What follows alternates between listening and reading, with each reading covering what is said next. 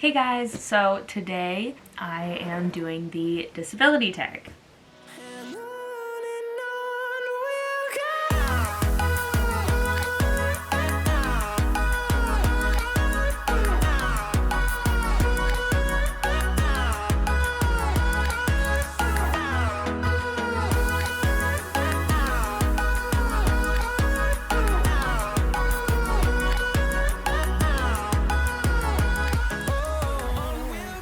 So my name is Brielle, and I have a service dog named Arlo. That's basically what this channel is about.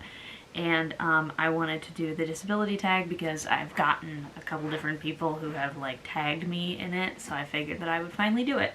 So it's 10 different questions, and I have my computer over here so that I can kind of like look at notes because I don't really like have the questions memorized, so I'm just gonna go through the questions.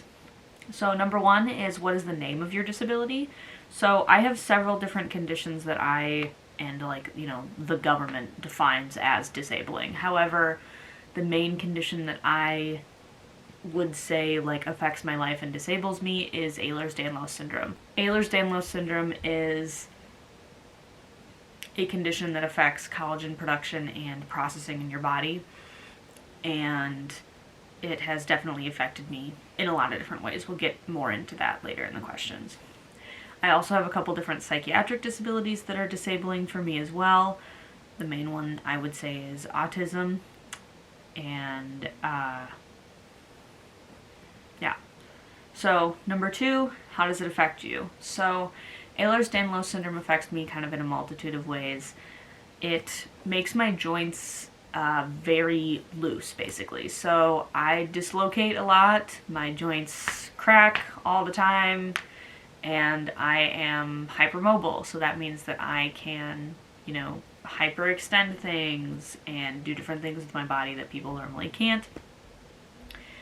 Mainly, I would say the biggest thing is I get really dizzy and lightheaded due to blood pooling. So because the collagen around my blood vessels is like not there, basically, it does not help my blood move correctly throughout my body at all times. So if I'm standing for too long or if I'm walking around for too long, what happens is the blood will pool in my legs and my feet, and they turn red and swollen, and they hurt and they get hot. And that means that there's less blood in the upper parts of my body, including my head. So I get really dizzy, and usually I will pass out. So the way that we deal with this is my service dog, Arlo, will do a fainting response. So he comes over to me once I've passed out, and he will burrow under my legs to hold my knees up so that it helps the blood get back to my head. And once I'm laying down with my knees up, it usually kind of rights itself. I dislocate things a lot. That's kind of another big thing, is that my joints are very weak. So I have to wear braces really often. I'm a part-time wheelchair user for multiple reasons, and my service dog also does mobility work, so because of my balance problems. So there's that as well. There's a lot of different ways that it affects me, but those are probably the main ones, I guess. Number three is, how and when were you diagnosed? So I was diagnosed in February of 2020, and I was 20 years old when I was diagnosed. I was diagnosed by a rheumatologist, and she had a genetics team behind her. So basically what happened was I got injured. I was running down a skate park ramp exercising my dog, and both of my ankles fell out from under me, and I didn't break anything. So they were very surprised by that. They noticed that basically what had happened is both of my ankles just dislocated. They just came out of their sockets, and the fact that it was easy for them to go out and then also be put back in, they were like, wow, that's kind of strange. So we looked back in some of my family history, and I do have kind of a running history of dysautonomia of different types in my family, and Ehlers-Danlos syndrome was definitely prevalent. So number four is, what is something you enjoy doing that you can't do as much as you would like? So I really, really like going on hikes and walking around and taking pictures and vlogging and stuff like that. I really like going out. but because of my disability, I can't do that as often as I would like to do because there are some days where I'm like really dizzy, really lightheaded. The blood pooling is happening a lot more often. There are other days where my joints are really sore, and if I go out and use them, I'll get overuse injuries or I'll dislocate something. So I have to be really careful.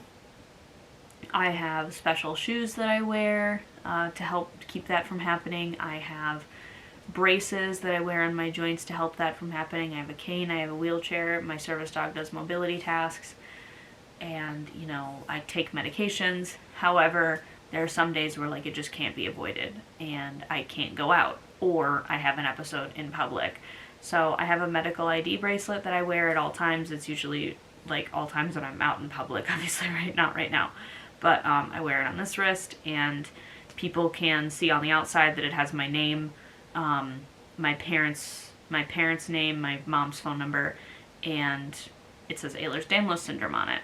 And then on the inside of the bracelet, if you flip it inside out, there's a QR code so that if they scan it, they can see all my health information and they can call my doctors immediately, that kind of stuff. It has all my health records there so that if I am like needed to get immediate help or something, they can access that information to see like what my allergies are, which medications I can and can't have, what things happen to me normally. Because, if I'm passed out in public and people find me, usually my service dog is helping me.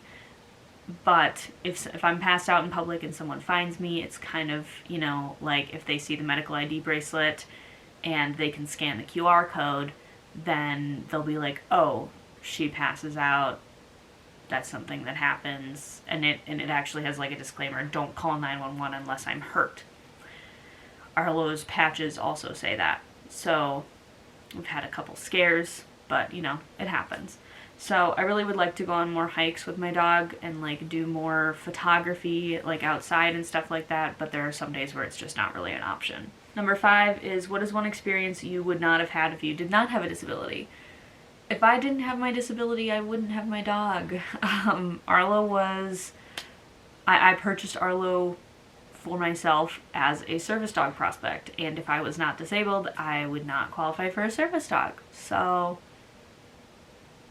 yeah, and then I wouldn't have gotten a dog because my stepdad is definitely not a fan of dogs. And so if I did not need Arlo, I would not have him. Number 6, what has your disability taught you?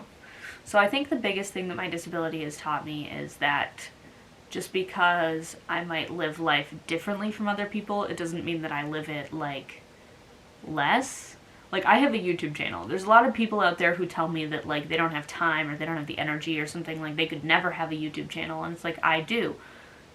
And they're surprised that I'm disabled and I work and I'm in school and I have a YouTube channel.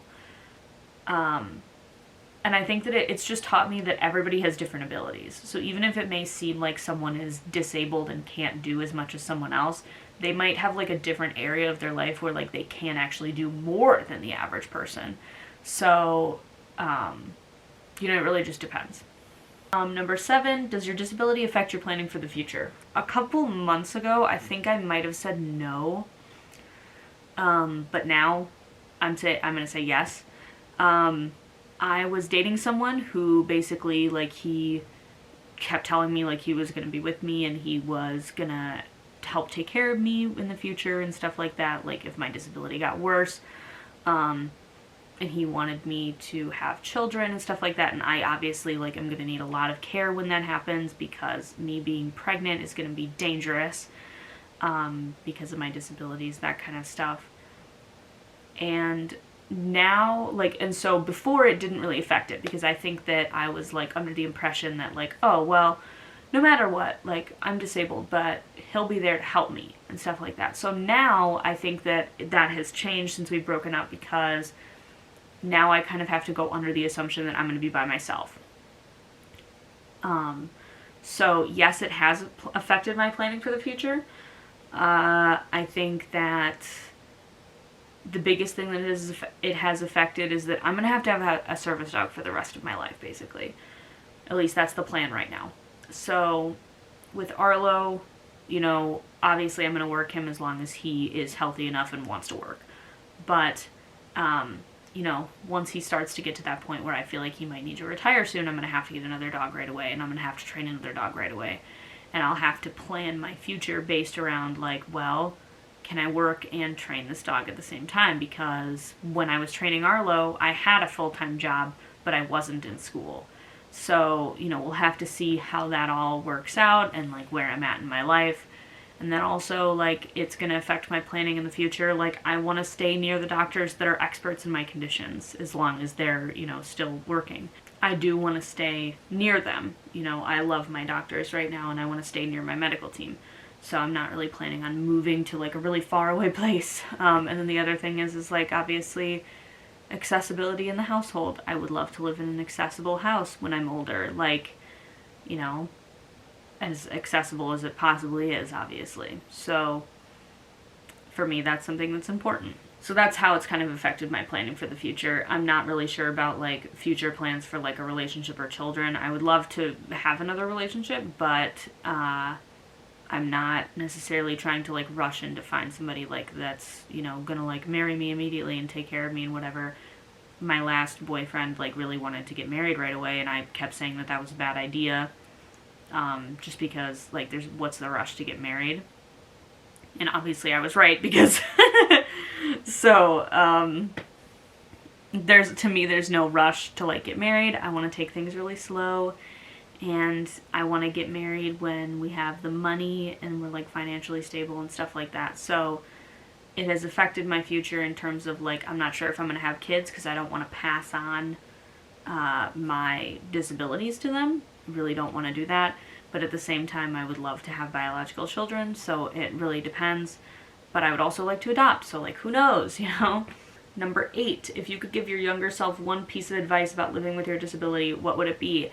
I think my biggest piece of advice is, younger Brielle, please quit dance. You are going to overuse your ankles, and it's going to cause permanent damage. So please stop dance right away.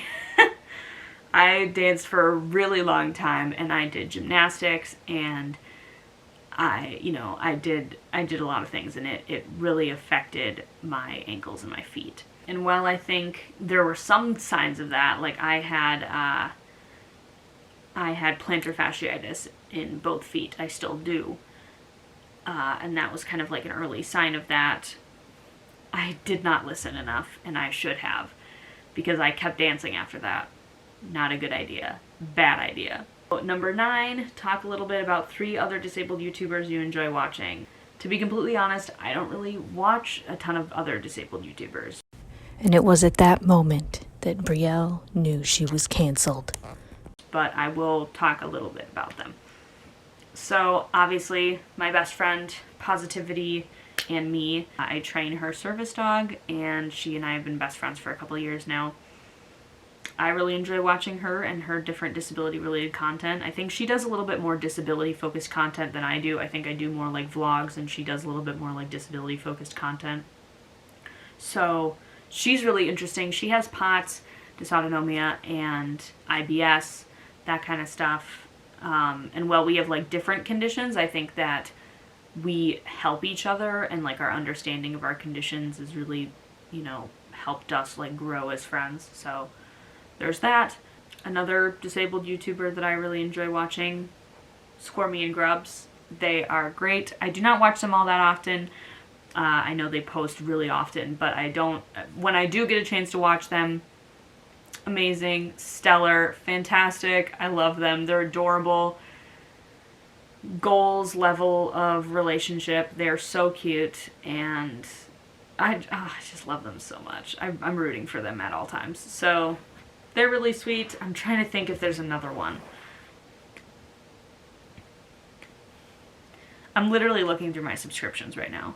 I genuinely don't watch that many disabled YouTubers, and the reasoning is not because, like, I don't enjoy them.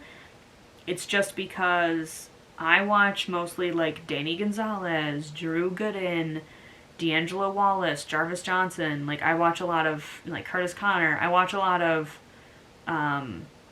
commentators. I guess the other person that I would have to say is Molly Burke, and I know that's really basic. Everybody says Molly Burke. She's great. I love her.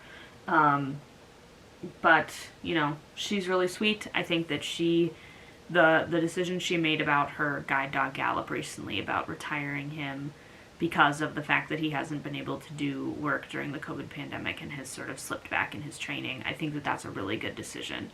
And I think that I really admire her for that decision-making skill, because I think for me that would be a really hard decision. I know it was really difficult for her to make, but it was what's best for Gallop, and I think that that is, you know, something I really admire.